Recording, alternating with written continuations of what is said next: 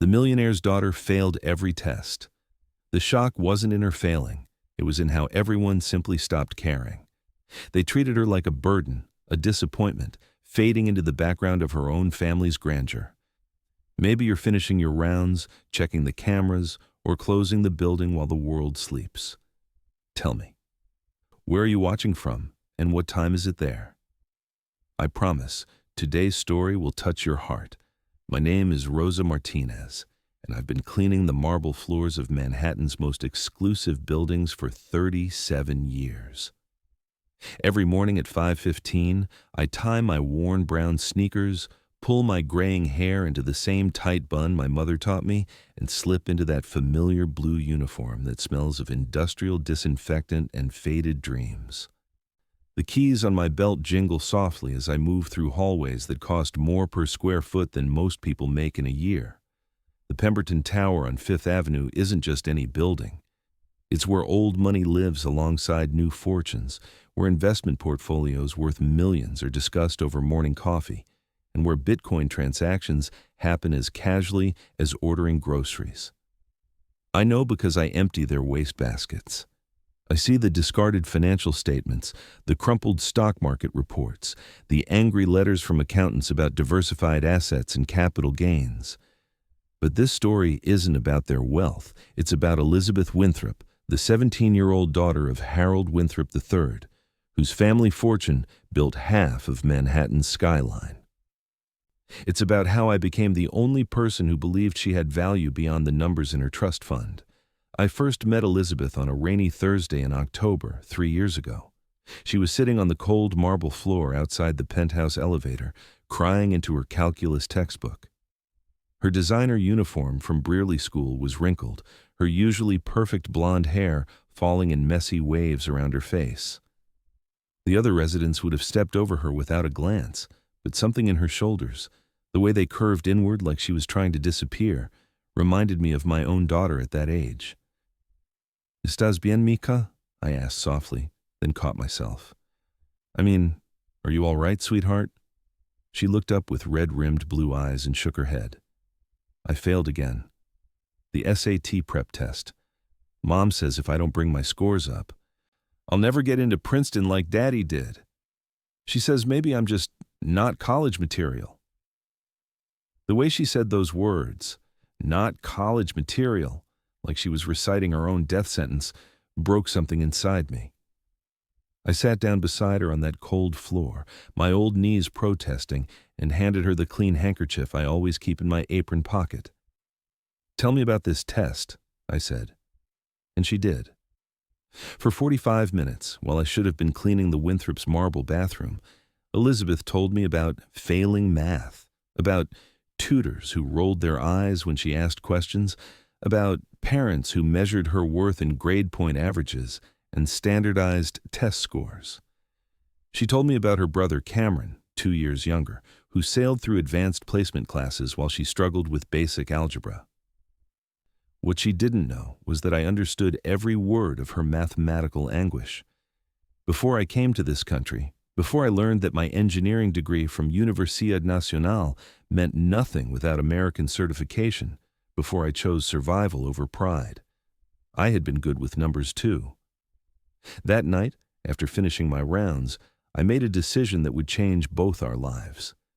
I knocked on the penthouse door at exactly 9:30, when I knew Mr. Winthrop would be in his study reviewing his investment portfolio and Mrs. Winthrop would be at her book club. Elizabeth answered, surprised to see me in civilian clothes, my old black cardigan and faded jeans instead of the uniform that made me invisible. "Mrs. Martinez, is everything okay?" "I came to make you an offer, Mika. Let me help you with those tests." She blinked, confused. "Help me how?" I pulled out a worn notebook from my purse, filled with equations and formulas I'd copied down during my lunch breaks. "I know math, Elizabeth. I know it better than those expensive tutors your parents hire. Give me 1 month, just 1 month to show you that you're not broken. The system is." Over the next 4 weeks, we met in secret.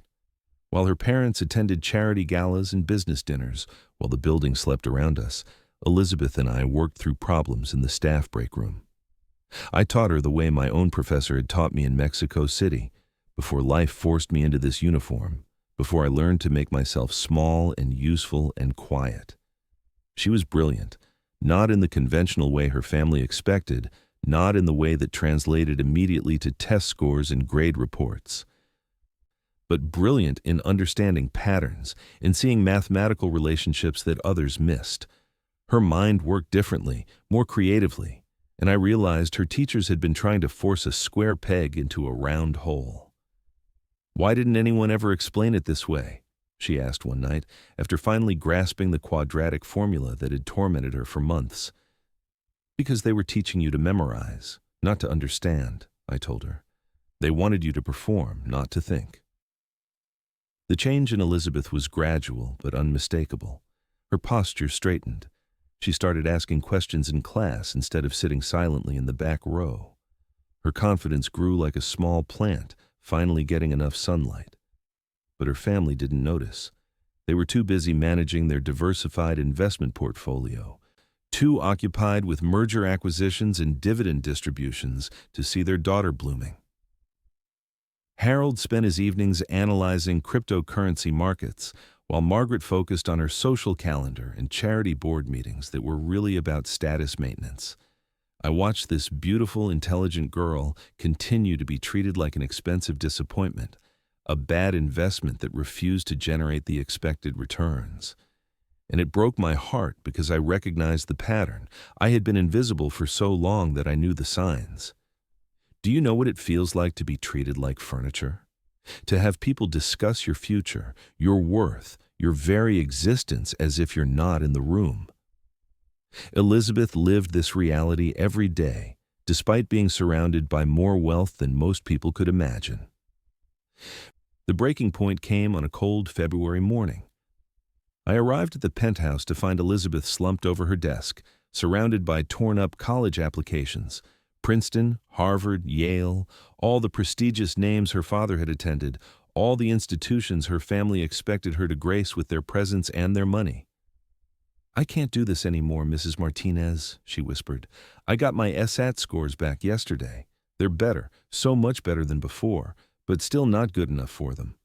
Daddy says maybe I should consider a less ambitious path, maybe community college, or just focusing on charity work like the other wives in our social circle." The dismissiveness in her voice when she said charity work, as if being useful to others was somehow lesser, told me everything about how her family viewed contribution and worth. Everything had to generate profit, prestige, or social capital. Everything had to pay dividends. "Elizabeth," I said, sitting across from her at the beautiful mahogany desk that cost more than I made in 6 months, "you are not your test scores. You are not your family's expectations. You are not their investment portfolio." She looked at me with those tired blue eyes. "Then what am I?" "You're exactly who you're supposed to be." That afternoon, I made another decision that would forever change the trajectory of our relationship. I invited Elizabeth to my apartment in Queens, a tiny 2-bedroom place I shared with my sister Carmen. It was the first time in 3 years that she had left Manhattan, the first time she had seen how the other 98% lived. She sat at my small kitchen table, eating Carmen's homemade tamales and looking around at our modest home with wonder. We didn't have marble floors or crystal chandeliers or original Picassos on the walls, but we had something her family's fortune couldn't buy: genuine warmth, real conversation, the kind of love that doesn't come with conditions or performance requirements. "This feels like home," she said softly, and I knew she meant it. But the real revelation came when she saw my old textbooks, carefully preserved on a makeshift shelf beside my bed. Advanced calculus, linear algebra, differential equations, all in Spanish, all filled with my notes and solutions from 30 years ago. "You are a mathematician," she breathed, running her fingers along the worn spines. "I was an engineer," I corrected gently. "I designed bridges before I learned to clean them." "Why didn't you ever tell me?" "Because in your world, Misha, I'm just the cleaning lady. My past doesn't exist once I put on this uniform." That night, Elizabeth saw me as a complete person for the first time. Not just Rosa the janitor, not just the invisible woman who made her family's life convenient, but Rosa the human being with dreams and losses and untold stories. Over the following months, our relationship deepened beyond tutor and student. I became the mother figure she had never really had, someone who valued her thoughts, celebrated her small victories, and didn't measure her worth in dollars and cents. And she became the daughter I had left behind in Puebla, the child I sacrificed everything to support from 3,000 miles away. We met almost every evening now, sometimes in the staff room, sometimes in her bedroom when her parents were out managing their business empire. I taught her advanced mathematics, yes, but more importantly, I taught her to value herself. I showed her that intelligence comes in many forms, that success can't always be measured in stock portfolios and social standing.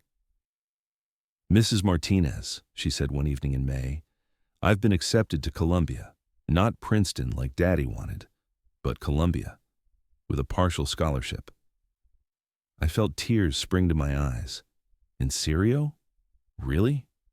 "Really. And I want to study mathematics, not business, not economics, not something that will help me manage the family fortune. Pure mathematics." The joy in her voice was infectious, but I also heard the underlying fear. "What did your parents say?" Her face fell slightly. "I haven't told them yet. I know they'll be disappointed. Columbia isn't Ivy League enough for them, and mathematics won't help me run Winthrop Industries someday." "Elizabeth," I said, taking her hands in mine, "this is your life, not theirs, not their investment in your future. Your life." But I knew the conversation with her family would be difficult. Harold and Margaret Winthrop hadn't accumulated their vast wealth by being sentimental about individual dreams. They viewed everything through the lens of return on investment, including their daughter's education. The confrontation happened 2 days later, and I heard every word of it from the hallway where I was supposedly polishing the already perfect hardwood floors. "Columbia." Harold's voice carried that particular tone wealthy men use when they're disappointed in their assets' performance. "Elizabeth, we've discussed this. Princeton has the connections you'll need, the networking opportunities, the social standing." "But Daddy, I want to study mathematics. I'm good at it, and Columbia has one of the best programs." "Mathematics?" Margaret's laugh was sharp as broken crystal. "Darling, mathematics doesn't generate income. It doesn't maintain our family's position in society. What will you do with a mathematics degree? Teach high school? Become some kind of academic nobody?" "There's nothing wrong with teaching," Elizabeth said quietly, and I felt proud of her for that small act of rebellion. "There is when you're a Winthrop," Harold replied. "When you have responsibilities to our family name, our business interests, our social obligations. This little phase of yours needs to end, Elizabeth. You'll major in business or economics, you'll network appropriately, and you'll prepare yourself to take on real responsibilities." "What if I don't want those responsibilities?" The silence that followed was so complete I could hear my own heartbeat. Then Harold's voice, colder than I'd ever heard it. "Then perhaps you don't want the benefits that come with being our daughter either." That night, Elizabeth cried in my arms like the child she still was underneath all that careful breeding and expensive education. "They don't love me, Mrs. Martinez. They love what they want me to become, but they don't love me." "I love you, Misha," I whispered into her hair. "I love exactly who you are right now." And I meant it. Over those months of late-night study sessions and quiet conversations, Elizabeth had become more than the daughter of my employers. She had become my daughter in every way that mattered. But loving her meant I had to be honest with her about the cost of defying her family. "If you choose Columbia, if you choose mathematics, you might lose their financial support. Are you prepared for that?" She was quiet for a long time. Then, "Will you help me figure out how to be independent?" "Of course I will." That summer, while her parents assumed she was reconsidering their ultimatum, Elizabeth and I planned her escape from their golden cage. She got a part-time job tutoring younger students in mathematics, ironic considering she had been labeled a failure at the subject just months earlier. I helped her apply for additional scholarships, taught her how to budget, showed her how to live on less money than she currently spent on clothes each month. It wasn't easy for her. Elizabeth had never ridden the subway, never grocery shopped, never worried about whether she could afford something she wanted. But she learned with the same determination she had brought to mastering calculus. "I never realized how much things cost," she confided one evening as we reviewed her budget, "or how hard most people work just to survive.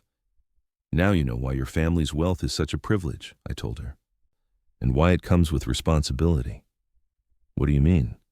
"When you have more than you need, Misha, you have a choice. You can use that privilege to build higher walls around yourself, or you can use it to build bridges to others." As August approached and her departure for Colombia grew closer, the tension in the Winthrop penthouse became unbearable. Harold and Margaret had moved from disappointment to anger to what I can only describe as betrayal. They couldn't understand how their daughter, their investment in the family's future, was making such an obviously poor financial decision. "You're throwing away millions," Margaret said during one particularly heated argument. "Millions, Elizabeth. The trust fund, the inheritance, your position in the family business. For what? To solve equations no one cares about?" "I care about them," Elizabeth replied with quiet dignity. "You'll change your mind when you're living in poverty," Harold warned, "when you realize what you've given up for this foolish idealism." But Elizabeth had changed in ways they couldn't see. The girl who had once crumpled under their disapproval now stood straight in the face of their threats. The daughter who had measured her worth by their approval now drew her strength from an inner source they had never bothered to nurture. I was proud of her, but I was also terrified for her. The night before she left for Colombia, Elizabeth knocked on my apartment door at 10 o'clock. Carmen let her in with a knowing smile and disappeared into the kitchen to make coffee, leaving us alone in the small living room. "I brought you something," Elizabeth said, holding out a small wrapped package. Inside was a photograph of the two of us from the previous spring, taken by Carmen during one of Elizabeth's visits. We were sitting at my kitchen table, bent over a calculus textbook, both of us smiling at something outside the frame. But more than that, we looked like family. Real family. "There's something else," Elizabeth said, and her voice was shaky with emotion. "I've been thinking about what you said, about using privilege to build bridges instead of walls. See, Mija, I want to establish a scholarship fund. For students like me, not the obvious choices, not the ones who excel easily, but the ones who need someone to believe in them, students whose potential isn't immediately obvious to everyone else." My eyes filled with tears. "Elizabeth, I already talked to the financial aid office at Columbia. They said I could start small, maybe help 1 or 2 students each year, and I want the first recipient to be chosen by you." "Por qué?" "Why me?" "Because you see people the way nobody else does. You saw me when my own parents couldn't." That night, I held this remarkable young woman and felt the profound satisfaction that comes from watching someone you love step into their own power. Elizabeth wasn't just leaving her family's golden cage. She was choosing to use her freedom to unlock other cages. But I also knew this was goodbye in a way that hurt deeper than I expected. Our late-night study sessions would end. Our quiet conversations about life and mathematics and dreams would become memories. She was growing beyond what I could teach her, and that's exactly what was supposed to happen. The morning she left for Columbia, I stood in the lobby of the Pemberton Tower and watched her walk out the front door with 2 suitcases and a backpack, all the possessions she had chosen to take from her old life. Harold and Margaret hadn't even said goodbye. I was alone again, back to being invisible, back to being just Rosa, the cleaning lady. But something fundamental had changed in me, too. For 18 months, I had remembered who I was before I put on this uniform. I'd used my mind for something other than figuring out the most efficient way to clean marble floors. Elizabeth called me every Sunday that first semester. She told me about her classes, her professors, her new friends who came from every economic background imaginable. She was struggling financially, working in the campus library, eating ramen noodles more often than she cared to admit, but she sounded happier than I had ever heard her. "I got an A on my first real analysis exam," she announced during one of our calls. "Professor Chen said my proof was particularly elegant. I thought about you the whole time I was writing it." "You thought about me?" "You taught me that mathematics isn't about memorizing formulas, Mrs. Martinez. It's about understanding the beauty of logical connection. You taught me to see patterns instead of just problems." These conversations became the highlight of my weeks, but they also highlighted how empty the rest of my life had become. I was 59 years old, my children grown and distant, spending my days cleaning up after people who didn't see me as fully human. Have you ever felt like you were disappearing, not dying, but fading away, becoming less substantial with each passing day? That's how I felt that winter, moving through the same routines I had followed for decades, wondering if this was all there would ever be to my story. The answer came from an unexpected source. In March of Elizabeth's freshman year, I received a call from a lawyer's office in Midtown Manhattan. Harold Winthrop had requested my presence at a meeting regarding matters pertaining to Ms. Elizabeth Winthrop's future. I was terrified. Had something happened to Elizabeth? Had her family found some way to force her back into their world? I took the subway into Manhattan wearing my one good dress, black, simple, the same one I had worn to my husband's funeral 5 years earlier. The lawyer's office was everything I expected. Dark wood, leather chairs, walls lined with law books that probably cost more than my annual salary. Harold Winthrop sat behind a massive desk, looking older than I remembered, wearing a navy suit that screamed wealth and authority. "Mrs. Martinez," he began without preamble, "I'll be direct. My daughter has made some very poor choices this year, choices that threaten not only her own future, but the stability of our family's business interests. I don't understand, Senor. Don't play naive with me. You influenced her decision to reject Princeton, to study something as useless as mathematics, to throw away her inheritance for some misguided notion of independence." The accusation hung in the air between us. I felt small in that enormous chair, aware of every way I didn't belong in this room with these men in expensive suits. "Elizabeth makes her own choices," I said quietly. "No." Harold's voice was sharp. "Elizabeth makes choices based on the advice of people who don't understand the responsibility that comes with our family's position, people who romanticize poverty because they've never had to manage real wealth." He slid a check across the desk toward me. The number printed on it was more money than I'd ever seen at one time, $50,000. "This is what I'm offering you to correct your mistake, to convince Elizabeth to transfer to a more appropriate university, to pursue a more practical major, to accept her role in our family's future." I stared at that check, my mind racing. $50,000 would change everything for me. I could pay off the mortgage on the apartment in Queens, help my sister Carmen with her medical bills, maybe even visit my children in Mexico for the first time in 10 years. All I had to do was convince Elizabeth to give up her dreams. "And if I don't?" I asked. Harold's smile was thin and cold. "Then I'll make sure you can never work in Manhattan again.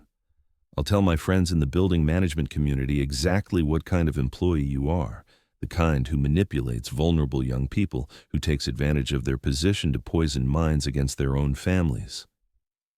The threat was clear and devastating.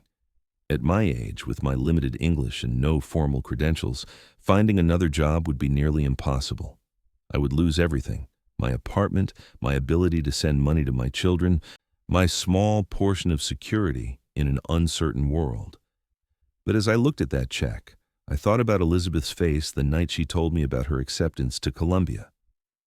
I thought about the pure joy in her voice when she called to tell me about her A in real analysis. I thought about the scholarship fund she wanted to create, the bridges she wanted to build. Some things can't be bought, even with more money than I had ever seen. "No," I said simply. Harold's eyebrows rose slightly. Excuse me? No, I won't take your money, and I won't lie to Elizabeth. You're making a very expensive mistake, Mrs. Martinez. Maybe, but it's my mistake to make. I stood up from that leather chair, my legs shaky but my resolve firm. As I walked toward the door, Harold called after me. This isn't over. You have no idea what you're up against. I turned back to look at him one more time. Senor Winthrop, I've been up against people like you my entire life. I'm still here. The retaliation began within a week. First, my hours at the Pemberton Tower were cut in half. Then, I received a written reprimand for unprofessional behavior based on complaints I had never heard before. Finally, I was called into the building manager's office and informed that my services would no longer be required. They fired me on a Friday afternoon in April, handing me a final paycheck in a cardboard box for my personal belongings. 37 years of faithful service, dismissed with the same casual indifference they might show a broken appliance. But Harold Winthrop had underestimated me in a crucial way. He assumed I would crumble under financial pressure. That desperation would make me betray the girl I had come to love as my own daughter. He didn't understand that some people's integrity can't be purchased at any price. I called Elizabeth that night to tell her what had happened. "Oh God, Mrs. Martinez, this is all my fault," she cried. "If I had just done what they wanted—" "No, mija, this is not your fault. This is the cost of standing up to bullies, and it's a cost worth paying." "But what will you do? How will you survive?" I had been asking myself the same questions all day. "I don't know yet, but I'll figure it out." What I didn't tell Elizabeth was that losing my job felt like losing my identity. For nearly 4 decades, I had defined myself by my work, first as an engineer, then as a cleaning lady.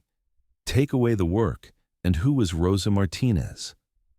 I spent the first week of unemployment sitting in my small apartment, staring at the walls and trying to figure out how to pay next month's rent. Carmen urged me to look for another cleaning job, but Harold had been true to his word.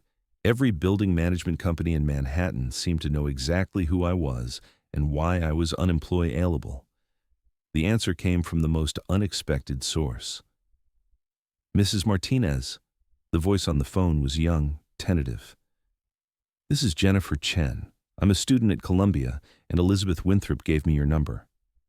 How can I help you?" "I'm failing calculus.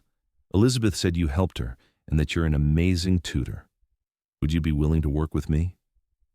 That was the beginning of my new life. Within a month, I had 6 students. Within 3 months, I had 12. Word spread through Columbia's campus about the former janitor who could explain differential equations better than most professors, who saw potential in students that everyone else had written off as hopeless. I charged $20 an hour, less than the fancy Manhattan tutors, but enough to pay my bills and maintain my dignity. More importantly, I was using my mind again, drawing on knowledge I had buried for decades under the weight of survival. Each student was Elizabeth in a different form, struggling with confidence, battling family expectations, trying to find their own path in a world that wanted to define their worth by their weaknesses rather than their strengths. There was James, whose immigrant parents couldn't understand why he wanted to study pure mathematics instead of something practical like engineering or medicine. There was Sarah, whose high school guidance counselor had told her she wasn't math material because she processed information differently than her classmates. There was Miguel, working 2 jobs to put himself through school and falling asleep over his calculus textbook from exhaustion. I saw myself in each of them, and I saw Elizabeth, too. We were all fighting the same battle against systems and people who wanted to limit our possibilities, who insisted we accept their definitions of our worth. By Christmas of Elizabeth's sophomore year, my tiny tutoring business had grown into something I never expected. I was making more money than I had as a janitor, working with young people who valued my knowledge and respected my experience. More than that, I was making a real difference in their lives. "You're glowing," Elizabeth observed during one of her visits home for winter break. She had stopped by my apartment to help Carmen and me make tamales for New Year's Eve, a tradition that had become precious to all of us. Am I? You look, I don't know how to describe it, fulfilled, like you've found your purpose. I considered this while I spread masa onto a corn husk, thinking about the strange turns my life had taken. Maybe I have. Do you ever regret it? Saying no to my father, I mean. You could have taken his money and kept your job. Never, I said without hesitation. Some prices are too high to pay, mija, and some gifts are too precious to sell. Elizabeth smiled, but I could see sadness in her eyes too. I wish things could be different with my family. I miss them, even after everything. Of course you do. They're still your family. But they've made it clear I'm not welcome unless I give up everything I care about. I reached across the table to squeeze her hand. Sometimes love means letting people make their own mistakes, even when those mistakes hurt us. What I didn't know was that Harold and Margaret Winthrop were about to make a mistake that would change everything. The crisis began in March of Elizabeth's sophomore year, though I didn't learn about it until much later. Harold had been making increasingly risky investments, trying to recover from losses in the cryptocurrency market. He had leveraged the family's real estate portfolio to invest in what he believed were sure-thing opportunities in emerging technologies and foreign currencies. But sure things in the financial world are rarely as sure as they seem. The first sign of trouble came when Elizabeth called me in a panic one Tuesday evening. "Mrs. Martinez, something's wrong, really wrong." "What happened, mija?" "I went to pay my tuition for next semester, and my bank account is empty. Completely empty. I called the trust fund administrator, and he said there's been a temporary hold on all disbursements." My stomach dropped. "What does that mean?" "I don't know. Nobody will tell me anything. My credit cards have been canceled, my apartment lease for next year has been rejected, and when I try to call my parents, it goes straight to voicemail." I could hear the fear in her voice, the bewilderment of someone whose safety net had suddenly vanished. "Come here, right now. We'll figure this out together." Elizabeth arrived at my apartment an hour later, carrying a single backpack and looking more lost than I had ever seen her. Over coffee and Carmen's leftover soup, the full scope of the disaster became clear. Harold's risky investments had failed catastrophically. Not just failed, but created a cascade of financial obligations that were now threatening the entire Winthrop fortune. Properties were being liquidated, assets were being frozen, and lawyers were circling like vultures around what remained of the family's wealth. "They've lost everything," Elizabeth whispered. "The penthouse, the house in the Hamptons, the art collection, even the family business, everything. What about you? Your education? There's no money left for Columbia. There's no money left for anything." She looked at me with eyes that held a pain I recognized too well. "I'm going to have to drop out, Mrs. Martinez. I'm going to have to find a job, figure out how to support myself with no degree, no work experience, no skills anyone wants to pay for." The unfairness of it took my breath away. Elizabeth had already sacrificed so much to pursue her dreams independently. She had given up her family's support, learned to live on almost nothing, worked harder than she had ever worked in her privileged life. And now, through no fault of her own, it was all being taken away again. But then I remembered something she had told me months earlier. Something that had planted a seed in my mind without me even realizing it. "Elizabeth," I said slowly, "do you remember what you said about establishing a scholarship fund?" "That was when I thought I had money, Mrs. Martinez. That was before I found out I'm basically an orphan with no financial resources." "No, listen to me. You said you wanted to help students whose potential isn't immediately obvious to everyone else, students who need someone to believe in them." She nodded, confused about where I was going with this. "What if I told you there are 11 other students who would be happy to help you stay in school?" "I don't understand." I smiled, feeling the pieces of an impossible plan clicking into place. "My tutoring students, mija. They don't have much money individually, but together. Together they might be able to help you finish your degree. And in exchange, you could help me expand the tutoring program. You could teach the younger students while you finish your own studies." Elizabeth stared at me as if I had lost my mind. "Mrs. Martinez, you can't ask your students to support me. They're struggling financially themselves." "I'm not asking them to support you. I'm asking them to invest in someone whose success will create opportunities for others. Your scholarship fund, remember? The bridges instead of walls?" It took 3 weeks to make the plan work. James organized a GoFundMe campaign among Columbia students who knew Elizabeth's story. Sarah reached out to professors who had been impressed by Elizabeth's mathematical abilities. Miguel connected us with community organizations that provided small grants for promising students in need. None of them had much money individually, but together they raised enough to cover Elizabeth's remaining tuition and living expenses. More importantly, they created a network of mutual support that transformed not just Elizabeth's life, but all of their lives. By the end of that semester, Elizabeth wasn't just a recipient of help. She was a central figure in a community of students who had learned that their greatest strength lay in lifting each other up. "I never understood before," she told me one evening as we worked through problem sets with 3 of my newest students. "When I had money, I thought independence meant not needing anyone else. But real independence means being part of a community where everyone contributes what they can."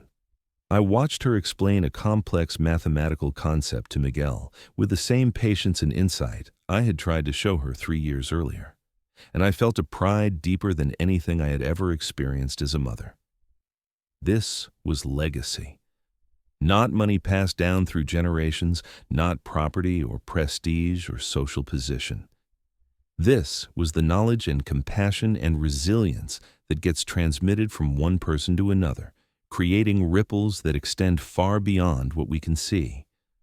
Elizabeth graduated from Columbia with highest honors in mathematics and immediately enrolled in a PhD program with a full fellowship. But more than that, she had helped create a tutoring network that was supporting dozens of struggling students across the city. Harold and Margaret Winthrop attended her graduation ceremony. I watched from the back of the auditorium as they embraced their daughter awkwardly, still not quite understanding who she had become. The financial crisis had humbled them, forced them to reconsider their definitions of success and value. They would never be wealthy in the same way again, but Elizabeth had given them something more valuable than money, a second chance to know their daughter as she really was. After the ceremony, as families posed for photographs and celebrated around us, Elizabeth found me in the crowd. "Mrs. Martinez," she said, "I have something for you." She handed me an official-looking document. "It's the paperwork for the Rosa Martinez Scholarship Fund. I've been working on it for 6 months." I looked down at the papers, hardly believing what I was reading. "Elizabeth, it's not much yet, just enough to help 1 student per year with tutoring and basic support. But it's a start, and it's named after the teacher who taught me that everyone deserves someone who believes in their potential." Tears were streaming down my face now, and I didn't care who saw them. "Mija, you didn't have to." "Yes, I did. You saved my life, Mrs. Martinez, not just by helping me with mathematics, but by showing me that my worth doesn't depend on anyone else's approval. Now, it's my turn to help save someone else." As I held that document in my trembling hands, I thought about the conversation with Harold Winthrop in that lawyer's office, about the $50,000 he had offered me to betray this remarkable young woman. I had made the right choice then, but I could never have imagined how richly that choice would be rewarded. Today, 5 years later, I run a tutoring center in Queens that serves over 100 students each semester. Elizabeth is finishing her PhD and plans to become a professor, specializing in mathematical education for underserved communities. The Rosa Martinez Scholarship Fund has grown to support 12 students annually, and 3 of my former tutees have established their own scholarship programs. But the most important change is in how I see myself. I am no longer Rosa the janitor who used to be an engineer. I am Rosa the educator, the mentor, the bridge builder. I am who I was always meant to be, before life forced me to make myself smaller. Sometimes I walk past the Pemberton Tower on Fifth Avenue, past the gleaming lobby where I used to work invisibly. The marble floors still shine, and there's still a woman in a blue uniform mopping them with tired precision. I always nod to her respectfully, and sometimes I stop to chat for a moment, because I know she has a story too. I know she might have dreams she's never spoken aloud, talents she's never been allowed to use, wisdom she's never been asked to share. And I know that someone, somewhere, needs exactly what she has to offer. But this story doesn't end with just my transformation or Elizabeth's success. It continues with every student who walks through the doors of the Rosa Martinez Learning Center, carrying their own burdens of doubt and dismissal, their own dreams that others have labeled impossible. There's Maria, a 17-year-old from the Bronx whose guidance counselor told her that community college was probably her ceiling. Her parents clean offices at night and work in restaurant kitchens during the day, sending every spare dollar back to family in El Salvador. When Maria first came to me, she spoke in whispers, apologizing for taking up space, for asking questions, for daring to dream of studying biochemistry. "I don't think I'm smart enough for real college," she told me during our first session, echoing the exact words I had heard from Elizabeth years earlier. "Tell me about smart," I replied. "What does that word mean to you?" She struggled to answer, finally admitting that smart meant getting perfect grades without effort, understanding everything immediately, never needing help or second chances. "Mita," I said, pulling out my old engineering textbooks, the ones that had helped Elizabeth see me as more than just a cleaning lady. "These books are filled with my mistakes. Every margin has crossed out calculations. Every page has questions I had to ask my professors. Intelligence isn't about never struggling. It's about struggling with purpose." Over the next year, Maria's confidence bloomed like Elizabeth's had before her. She discovered that her seeming slowness in grasping new concepts wasn't a weakness. It was thoroughness. While other students memorized formulas, Maria understood underlying principles. While others rushed through problems, Maria caught errors that everyone else missed. When she received her acceptance letter to NYU with a full scholarship, she cried in my arms the same way Elizabeth had done years earlier. But this time, I understood something I hadn't before. This moment wasn't just about Maria's triumph. It was about the continuation of a cycle that would ripple forward through generations. Because Maria has younger siblings watching her success. She has cousins in El Salvador who now believe that universities are places for people like them. She has classmates who are beginning to question the limitations that others have placed on their dreams. Then there's David Chen, no relation to Elizabeth's professor, a second-generation Chinese-American student whose parents expected him to become a doctor or engineer, nothing else. When he told them he wanted to study pure mathematics, his father stopped speaking to him for 3 months. "They say I'm being selfish," David explained during one of our sessions, "that they sacrificed everything to come to this country so I could have security, and I'm throwing it away to study something that won't make money." I recognized the pain in his voice, the weight of disappointing people you love. "What did Elizabeth tell you about that?" I asked, because by then Elizabeth was coming to the center regularly as a volunteer tutor, sharing her own experiences with students facing similar family pressures.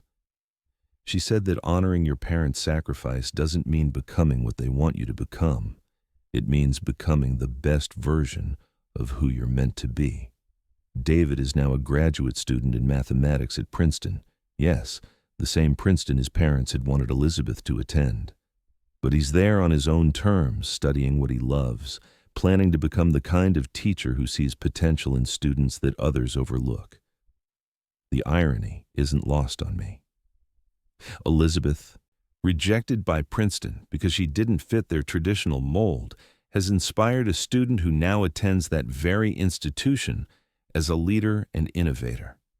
And there's Isabella Rodriguez, whose story hit closest to my heart because it mirrors my own journey so precisely. She came to this country from Colombia at age 15, leaving behind a promising academic career because her family needed her to work and contribute to household expenses. "I was going to be a doctor," she told me during our first meeting, her voice carrying the particular grief that comes from abandoned dreams. "I had the best grades in my class. I was accepted to university, but then my father got sick, and we had to choose between medical school and eating."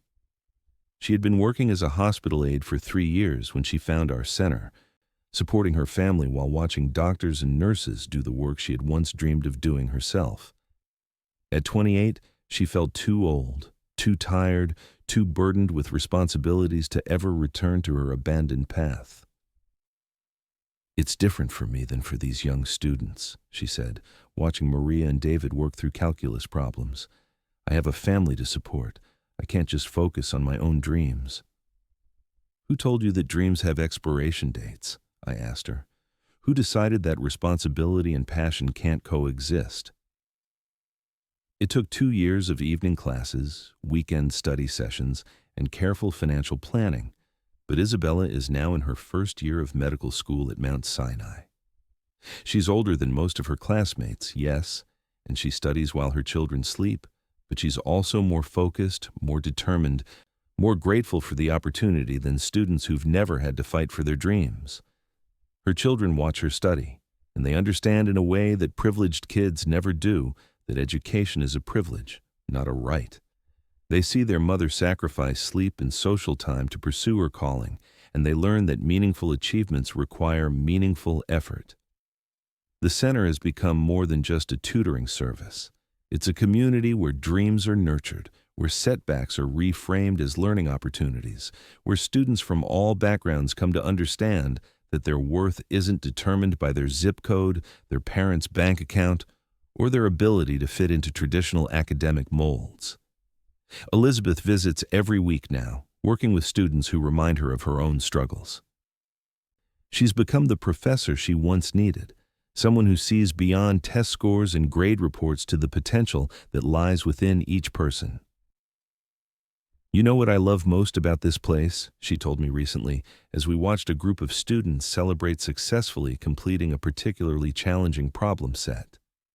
"Nobody here is trying to be someone else.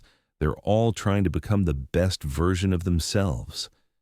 That observation captures something essential about what we've built together. In a world that constantly pressures people to conform, to fit into predetermined categories, to accept limitations based on external circumstances, the Rosa Martinez Learning Center has become a place where authenticity is valued over conformity. We've had students go on to Harvard, Yale, Columbia, and MIT. We've also had students choose community colleges, trade schools, or gap years to explore their interests. What matters isn't the prestige of their chosen path, but the fact that they're choosing based on their own values and aspirations rather than others' expectations. Harold and Margaret Winthrop have slowly begun to understand this distinction. They attend our annual scholarship ceremony now, not as donors seeking recognition, but as parents learning to see their daughter's work through new eyes. "I misjudged you," Harold told me at last year's event, his voice carrying a humility that would have been impossible to imagine during our confrontation in that lawyer's office. "I thought Elizabeth was throwing her life away, but she was actually finding it. Margaret has become one of our most dedicated volunteers, working with first-generation college students on interview skills and professional development. The woman who once dismissed mathematics as worthless now helps students prepare for medical school interviews and graduate program applications. I spent so many years believing that success had to look a certain way," she confided to me one evening as we prepared materials for a college application workshop. "I nearly lost my daughter because I couldn't see beyond my own narrow definitions." The transformation of the Winthrop family has been as profound as any individual student's journey. They've learned that wealth without purpose is empty, that prestige without authenticity is meaningless, that true legacy isn't measured in dollars, but in lives changed. But perhaps the most important transformation has been my own. At 64 years old, I have found my true calling. Not the engineering career I planned in my youth, not the invisible service work that sustained me through middle age, but this synthesis of all my experiences into something larger than the sum of its parts. Every day, I draw on my technical knowledge to help students understand complex concepts. I use my experience with economic hardship to help families navigate financial aid processes. I apply the patience I learned from years of invisible labor to see potential in students that others dismiss. I utilize the strength I developed from surviving discrimination and dismissal to advocate for young people facing their own battles with prejudice and low expectations. The center now employs 12 full-time tutors, including 6 who were once students themselves. We've helped over 300 students gain admission to four-year colleges and universities, and our success rate for first-generation college graduates is above 90%.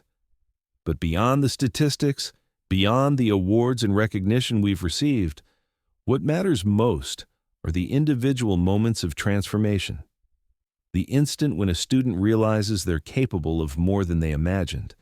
The phone call informing us that a former tutee has been accepted to graduate school. The letter from a parent thanking us for believing in their child when no one else would. These moments accumulate like interest in a bank account, creating compound returns that extend far beyond what we can measure or track. Each student who succeeds becomes a model for their siblings, cousins, friends, and neighbors. Each family that breaks through educational barriers creates pathways for others to follow. Elizabeth often talks about the mathematics of social change, how small positive inputs can create exponential growth in community outcomes. She's right, but the mathematics she describes isn't abstract. It's deeply personal, relationship by relationship, dream by dream, life by life. The young woman who once sat crying on a marble floor because she believed she wasn't college material now holds a PhD in mathematics and has been offered a tenure-track position at Columbia. More importantly, she has helped create a network of support that ensures no student has to face academic challenges alone. The cleaning lady who once felt invisible and forgotten now runs a program that has been featured in national education magazines and has received grants from major foundations. More importantly, she wakes up every morning knowing that her knowledge, experience, and compassion are making a tangible difference in the world. Sometimes I think about what would have happened if I had taken Harold Winthrop's $50,000, if I had chosen financial security over moral conviction. Elizabeth might have transferred to Princeton and majored in business, living a comfortable but unfulfilled life, managing investments she didn't care about. I would have continued cleaning floors and emptying wastebaskets, my engineering knowledge and teaching gifts buried under years of accumulated invisibility. The hundreds of students we've helped would have struggled alone with inadequate support and limited encouragement. The scholarship funds and community partnerships we've established would never have existed. The examples we've set for other communities would have remained unmodeled. One choice, made in a moment of moral clarity, created ripples that continue to expand outward in ways I never could have anticipated. Do you know someone who needs to hear this story? Someone who has been told they're not smart enough, not capable enough, not worthy enough? Someone who has dreams they've been afraid to pursue because others have convinced them those dreams are impossible? Share this story with them, not because it will magically solve their problems, but because it might help them understand that their current circumstances don't determine their future possibilities. That there are people in the world who will see their potential even when they can't see it themselves. That intelligence comes in many forms, and worth isn't measured by conventional metrics of success. The Rosa Martinez Learning Center continues to grow. We're opening a second location next year, funded entirely by donations from former students who have gone on to successful careers and want to give back to the community that supported them. But more than physical expansion, we're seeing the spread of the ideas that started with a conversation between a janitor and a crying teenager on a marble floor. Other communities are creating similar programs. Other mentors are applying our approaches. Other young people are learning that their dreams matter regardless of their circumstances. Elizabeth is finishing her dissertation on innovative approaches to mathematics education in underserved communities. Her research is based partly on the methods I used to teach her, the same methods my professor in Mexico City used to teach me decades ago. Knowledge passing from generation to generation, refined and improved, but never fundamentally changed in its essence. The belief that every person has untapped potential waiting to be unlocked. As I write this on a quiet Sunday evening in my apartment in Queens, I can hear children playing in the courtyard outside my window. Some of them are speaking Spanish, some English, some a mixture of both. They're planning games, solving problems, negotiating conflicts, using their minds in the natural creative ways that formal education sometimes discourages. Tomorrow, some of those children will walk into classrooms where teachers will try to fit them into predetermined molds, where their different ways of thinking will be labeled as deficits rather than assets, where their questions will be seen as disruptions rather than signs of curiosity. But some of those children will also find adults who see beyond surface appearances to the potential within. Teachers, counselors, tutors, family members, community leaders who understand that every person has gifts waiting to be recognized and developed. That's my hope for this story, that it reaches someone who has the power to be that adult in a young person's life. Someone who can look past test scores and grade reports to see the human being underneath. Someone who can offer encouragement instead of limitation, support instead of skepticism, belief instead of doubt. You don't need to be a professional educator or have advanced degrees to make this kind of difference. You just need to be willing to see people as they could become, rather than as they appear to be right now. Carmen tells me I should write a book about our experiences, about the transformations we've witnessed and facilitated over the years. Maybe I will someday. But for now, I'm content to continue the daily work of helping students discover their own capabilities, one equation at a time, one conversation at a time, one moment of recognition at a time. Because I've learned that you don't need to change the entire world to make a meaningful difference. You just need to change one person's understanding of what's possible for their life. And that person might just change the world for someone else. Have you ever felt invisible, overlooked, dismissed by people who should have seen your worth? Have you ever wondered if your dreams were too small or too big or too late? I want you to know that it's never too late to become who you were meant to be. It's never too late for someone to see your potential and help you unlock it. What hidden talents have you been carrying in silence, waiting for the right moment or the right person to believe in them? Share your story in the comments below. Someone reading this might be exactly the encourager you need. If this story touched your heart, please like and subscribe. It helps us reach other hardworking people who deserve to know their value extends far beyond their job titles. To continue exploring these profound human connections, we've created a special podcast filled with equally moving stories. You can find it here on the left. Thank you for joining me on this journey of recognition and hope. I'll see you in the next story.